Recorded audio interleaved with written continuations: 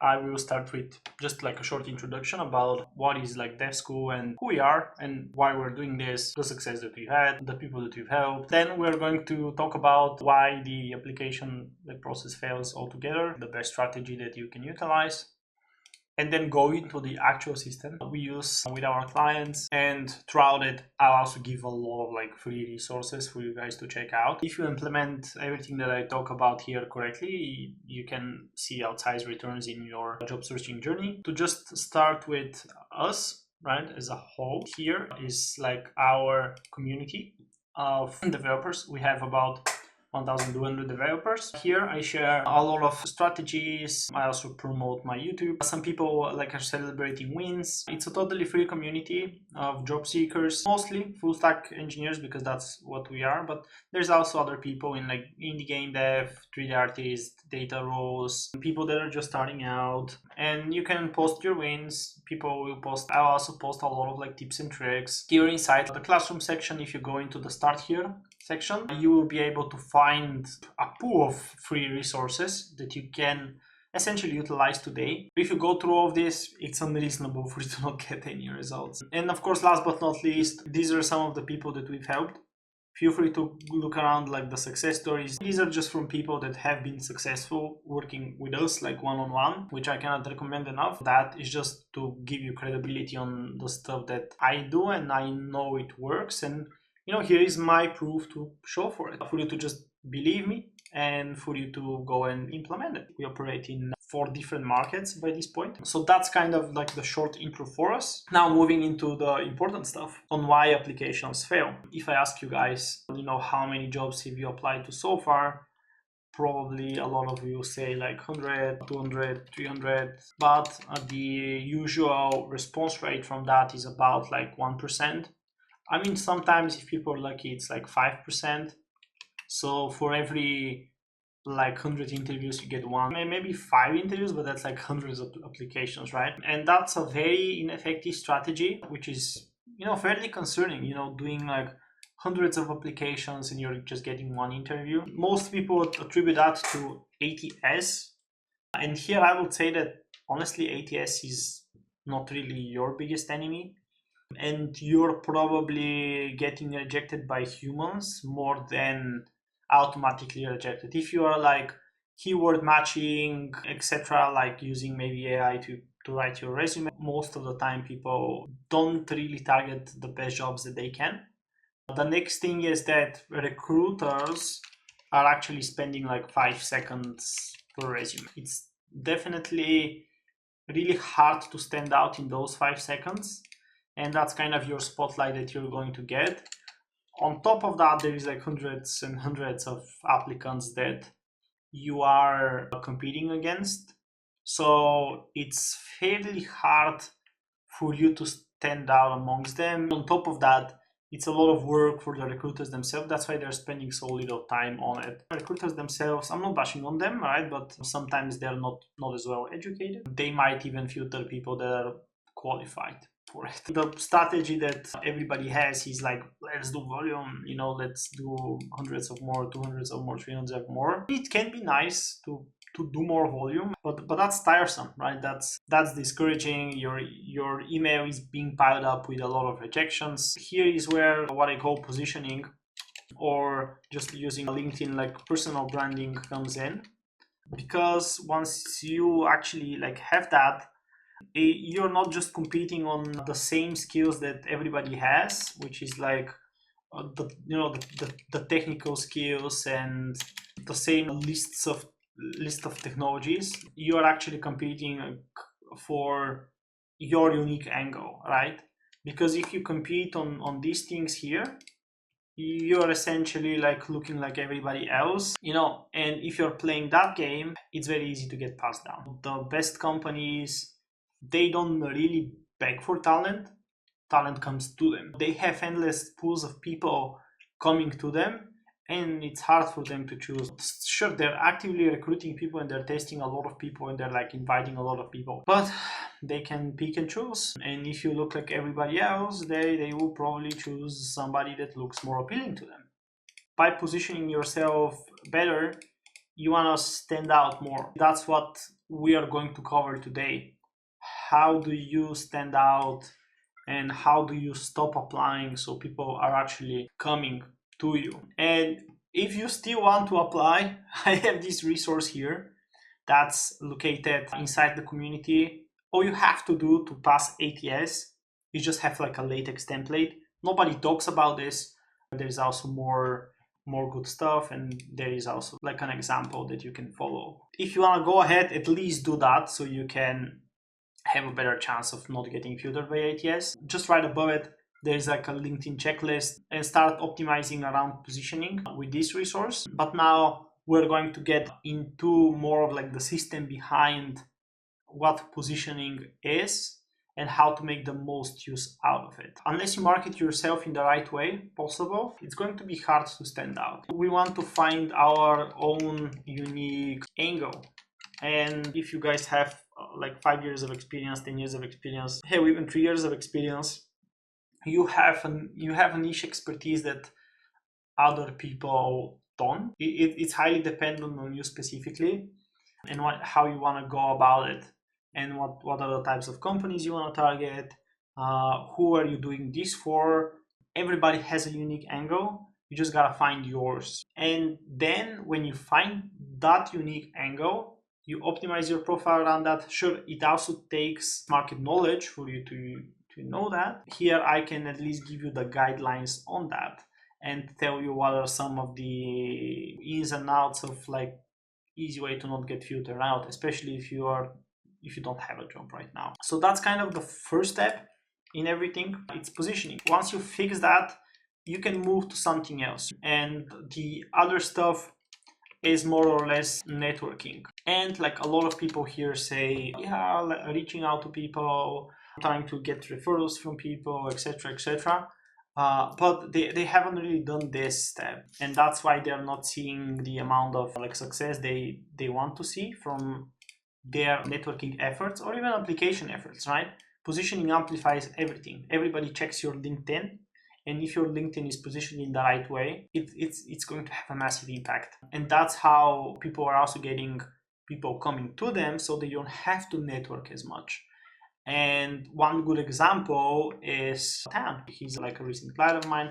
He got into Meta, and also Santiago, and he got so many interviews. He also doubled his salary. Your job search can be solved just by doing this, nothing else. But of course, you gotta employ all the strategies that essentially get a job faster, right? Because your positioning might only attract, like, how they say, bad positions in, but then you kind of have to think about what are you attracting. The LinkedIn algorithm here is very powerful because it's made to push you out to people that want to hire you. And the more you understand about it, the more your profile is going to get pushed. And the stronger your unique angle is, the more people are going to want to reach out to you specifically. Your unique angle is essentially the value you provide to businesses. Now moving to the second step, after you find your unique angle and kind of realize how the LinkedIn algorithm works, then it's more about networking. So here I usually suggest people to go from like warm to cold. And what I mean by that is like warm would be your like friends, colleagues, I don't know if I spelled it right, whatever. Yeah, so friends, colleagues, people that know you, already trust you, that you already do a good job. And then go about it to cold, like people on LinkedIn, people like recruiters, hiring managers, etc. You can also do content to bring more attention to your profile. But again, content without positioning, it's not going to be as effective. So you just build like a list of people. It just starts with a simple list. Then you can also make a list of companies, because you might not know that much people, right? And so these are, maybe like Mang level, maybe like good product companies. And then you want to start your research, because without research, networking is just you're just trying to throw stuff against the wall and like try your luck. With research, it can be anything. It can be about the person itself, what they post, what they like, what they comment, where they go, just anything really that can give you more information about a specific person or a specific company. And it sounds simple because honestly, it is very simple. You just gotta do the work. And most people just don't do the work. But so yeah, start with a list, build it up, and research the hell out of those two lists. When you're researching, you can also add people. Don't even message them at first, just add them into your connections so you can spy on them. When you do that, you can find your what I call the warm pad. And when you have the research, you have a specific knowledge that can be employed to just make an intro message to people. Essentially, you can of course automate this, and I've seen people automate it, but I just don't recommend it because networking should be very personal. And I believe if it's not personal, then you're just doing a volume game. That's not what we are trying to do here. We're trying to build genuine connection with people. So you gotta get excited about people in general. If you wonder how or where you wanna find those people and everything I talk about, it's again inside the free resources, completely free, right? $0. It's here, right? I have a list of job boards, a list of platforms, finding companies like YC, build your own list again. And then if you wonder, oh, but Alex, I don't know how to message. Well, there is scripts. There is scripts for you to message people, and you can check those out, see how to open up the conversation with people, but include some personal details from your research and don't make it direct, essentially. But here's how you can source a lot of leads. And from job listings, you can essentially source a lot of companies, right? So for example, if we go to BlackRock, let's say, and we go into people, and you go and type human or talent, whatever, vice president of software engineering, human resource professional, and maybe we can just put let's say I'm in New York. You can add those people in.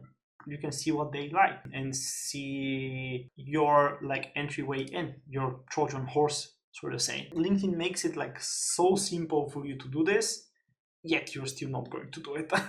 It takes time. It's not something that you can do just like that. Sometimes it happens very fast as well. It's really on the job itself.